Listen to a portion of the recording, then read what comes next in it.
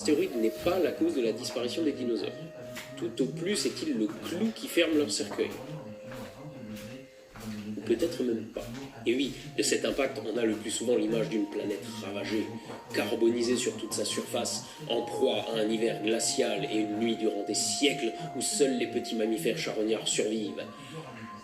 Sauf que non, pas tout à fait. Les différents cratères éparpillés à la surface de la Terre et les strates géologiques qui leur correspondent sont plutôt bien étudiés. De même, aujourd'hui, on dispose de supercalculateurs capables de simuler les conséquences de ce type d'impact sur la croûte terrestre et l'atmosphère. Donc même si on ignore encore énormément de choses, on ne sait pas rien pour autant. Revenons donc à cet impact qui a eu lieu au Mexique il y a 65 millions d'années. Ou pas. Et oui, j'ai encore une petite surprise pour vous. Depuis toujours, on nous parle d'un impact vieux de 65 millions d'années, mais les datations les plus récentes lui donnent un âge de 66 millions 38 000 ans. Et je dis pas ça pour chipoter, juste pour vous montrer que les connaissances dans le domaine évoluent constamment. Et dans le genre, il va aussi falloir oublier l'astéroïde de 10 km, parce que les simulations les plus récentes lui donnent une taille de 14 km, avec une vitesse de 20 km/s et un angle de chute par rapport au sol de 20 à 30 degrés. Ok, mais alors du coup, un astéroïde de 14 km qui chute à 20 km/s selon un angle de 20 à 30 degrés, ça fait quoi comme effet? Ça donne d'abord une énergie libérée de 206 tératonnes de TNT, ou 206 millions de mégatonnes de TNT, soit 4 millions de fois la puissance de la Tsar Bomba, la plus puissante bombe jamais détonée sur Terre, et près de 14 milliards de fois la bombe d'Hiroshima. Mais je ne sais pas pourquoi on compte toujours en bombe d'Hiroshima, parce que vous arrivez à vous figurer, vous, la puissance de la bombe d'Hiroshima? D'autant qu'un astéroïde, c'est une bombe propre. Ça n'arrose pas la région de radiation mortelle après l'impact. Mais n'empêche, ça fait quoi 200 tératonnes de TNT. D'abord, remettons encore une chose en place. Ça, c'est pas un astéroïde de 14 km. Celui-là, il en fait plutôt 1000. Et ce genre d'impact, ça tue pas les dinosaures. Ça fractionne carrément la Terre en plusieurs morceaux. Mais ça, par contre, ça n'existe plus depuis la formation du système solaire.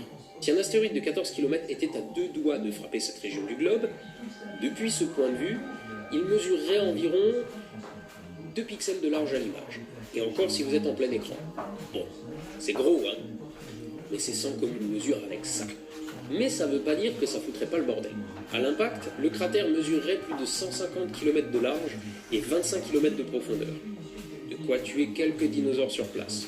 Mais ne restons pas pile en dessous, admirons le feu d'artifice depuis Miami, à 1000 km de là, New York à 2500 km, et enfin Paris à 8500 km de distance. L'impact projette dans l'atmosphère et dans l'espace près de 3800 km3 de roches fondues sous l'effet de la chaleur. Une bonne moitié retombe directement dans le cratère et le rebouche pour qu'il ne fasse bientôt plus qu'environ 1 km de profondeur. À l'impact, une boule de feu de 250 km de diamètre illumine le ciel pendant une vingtaine de secondes. Depuis Miami, elle apparaît 25 fois plus grosse et 80 fois plus brillante et brûlante que le soleil. Donc pareil, ça, on l'oublie. Ça devait plutôt ressembler à ça. Sous l'effet d'une telle radiation, vos vêtements, le papier, le bois sec ou encore l'herbe prennent immédiatement feu. Mais si vous vous trouvez à l'intérieur d'un bâtiment, vous pouvez vous en tirer à bon compte. Par contre, pas pour très longtemps, parce que tout ce qui se trouve à l'extérieur est passé au barbecue et la température devient vite insupportable et l'air irrespirable. Environ 3 minutes après l'impact, les vibrations du sol arrivent. Sur le lieu de l'impact, la magnitude du séisme sur l'échelle de Richter est de 10.2. Je vous rappelle que l'échelle de Richter est logarithmique, 10,2 est donc infiniment plus violent que n'importe quel séisme jamais enregistré sur Terre. Mais à 1000 km de là, c'est ressenti comme un séisme modéré. Vous entendez les assiettes se cogner dans l'armoire de la cuisine, quelques fenêtres explosent, celles qui restent après la violente irradiation, des murs se fissurent, des objets tombent et les voitures garées, enfin ce qu'il en reste, aussi légèrement. 8 minutes après l'impact, les premiers débris arrivent jusqu'à vous. Une pluie de cendres et de cailloux dont la plupart mesurent environ 2 mm de diamètre. Éjectés par l'impact, ils retombent doucement dans l'atmosphère car freinés par la friction de l'air. Mais certains débris plus gros, allant jusqu'à 30 cm, arrivent quant à eux à la... Le célèbre Kinska, qui lui parle de mariage, mais elle ne veut pas en entendre parler. Elle est déjà dans les bras d'un russe très important, le prince Demidov, qui possède des mines de murailles.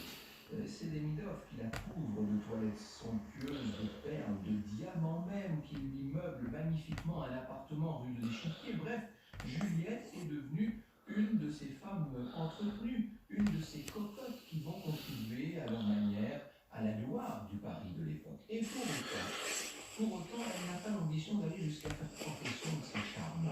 Au fond d'elle, Juliette se sait comédienne. Elle va faire ses débuts sur scène, non pas à Paris, mais à Bruxelles, le 6 décembre 1828. Alors, il faut bien le dire, lorsqu'elle apparaît sur scène, le public fait «Oh», mais lorsqu'elle se met à jouer, on fait plutôt «Oh», parce qu'elle est beaucoup plus belle qu'elle n'y est jouée, il faut le dire. D'ailleurs, on la condamne vite au rôle secondaire. Voici ce qu'elle confie elle-même à Alphonse Karr. Il me semble que mon âme a des désirs comme mon corps est 1000 fois plus ardent. Vous me donnez des plaisirs suivis de fatigue et de honte, dit-elle à celui qui reste sans amant. Vous êtes au contraire un bonheur calme, unique. Écoutez, j'ai trop d'orgueil pour mentir, je vous quitterai. J'abandonnerai, vous, la terre et même la vie, si je trouvais un homme dont l'âme caresse mon âme, comme vous aimez et caressez mon corps. Vous voyez bien où se trouvent les ambitions réelles de cette femme au demeurant cérébrale. Elle avouera plus tard que dès le premier soir d'un certain bal du 14 mai 1832, à la croisée de la gare de Victor Hugo, elle a su que lui saurait lui caresser l'âme. Elle va se donner entièrement à ce Victor Hugo. Elle s'est jurée de le conquérir. Ça ne va pas être facile car pour le moment, Victor Hugo est un bourgeois marié, très comme il faut, et qui n'a pas du tout l'intention de tromper sa femme.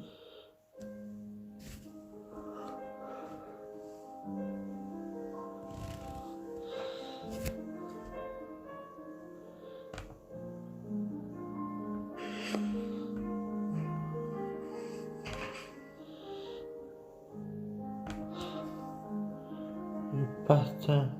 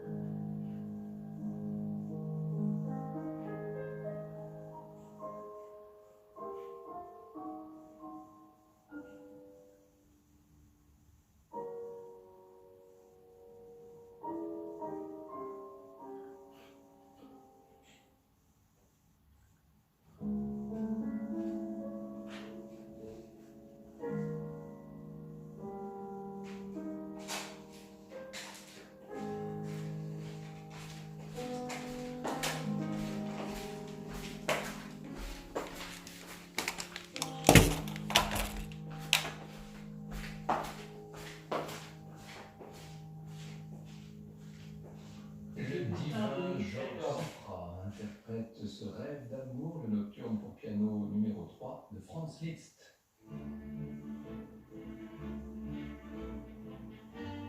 Le meilleur de Franck Ferrand raconte sur Radio Classique. Et nous sommes déjà le 2 janvier 1833 au théâtre de la Porte Saint-Martin. On est en train de lire la pièce d'un jeune auteur, il a 30 ans, il s'appelle Victor Hugo, et on lit donc Lucrèce Borgia. Il est déjà célèbre, Hugo. Pour le rôle de Lucrèce, il a voulu Mademoiselle Georges, gloire du théâtre français, l'ancienne maîtresse de Napoléon, n'est-ce pas? Et qui lui donne la réplique? Frédéric Lemaître en personne. Vous imaginez un peu la tête, vous imaginez l'affiche. Dans la pénombre, Juliette est là. Elle est là tout près, la belle Juliette, que le directeur Harel a convaincu d'interpréter la princesse Negroni.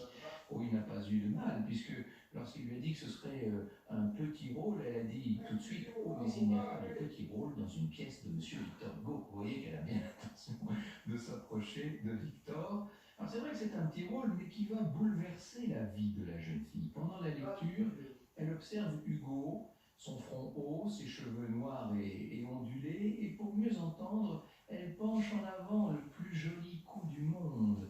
Elle est blanche avec des yeux noirs, jeune, grande, éclatante, qui nous dit, et c'est Hugo lui-même, je vous ai dit qu'il avait 30 ans, elle en a 26, alors imaginez-la dans une ravissante robe de chez Herbaut, Une robe en satin des Indes couleur maïs, le corsage laisse les épaules entièrement libres. La vérité, c'est que Hugo l'a remarqué lui aussi lors du carnaval du printemps précédent. Tout en est les feux qui brillent, ardeur qui brille, dit-il.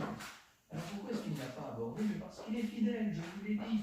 Il s'est marié à 20 ans, il n'a jamais trompé Adèle, dont il a longtemps cru qu'elle serait l'unique amour de sa vie, même si depuis, les choses ont fortement évolué. Et voici que ce jour-là, dans le foyer du théâtre de la Porte Saint-Martin, ils sont en train, tout simplement, de tomber amoureux l'un de l'autre. Hugo va rester prudent, néanmoins, il se méfie des comédiennes, et après tout, dit-il, qu'adviendrait-il si elle l'entraînait dans sa vie? D'emblée, il la traite différemment du traitement habituellement réservé aux artistes et des gazelles, mais il l'appelle Mademoiselle Juliette. Il refuse de la tutoyer, malgré l'usage dans les théâtres. La première va être triomphale et Juliette est remarquée au milieu de cette distribution incroyable. Je cite Théophile Gautier, elle n'avait que 2 mots à dire et ne faisait en sorte que traverser la scène. Avec si peu de temps et si peu de paroles, elle a trouvé moyen de créer une ravissante figure, une vraie princesse italienne. Qu'elle est jolie, qu'elle est belle, nous dit Victor de son côté. Quelle taille, des épaules superbes, un charmant profil, quelle charmante actrice qu'elle est, un dessin distingué, intonation, expression juste, profonde émotion, elle sent vivement. Il y a quelques rapports dans sa voix et sa manière avec Madame Dorval, mais quelle différence, Madame Dorval, pardon, mais quelle différence pour le naturel et l'âme. Avec une année d'expérience, elle sera parfaite. Elle sera notre première actrice du genre. Quel jeu muet, quelle âme. Non, il a complètement perdu. On peut dire là que Victor Hugo a complètement perdu le sens de la mesure et le lendemain il vient la féliciter, bien sûr, et il s'attarde dans sa loge, et pourquoi pas, et il revient comme ça, et le lendemain encore. Il vit maintenant dans l'attente où il entrera dans la loge de Juliette et le 4e soir, le 6 février 1830.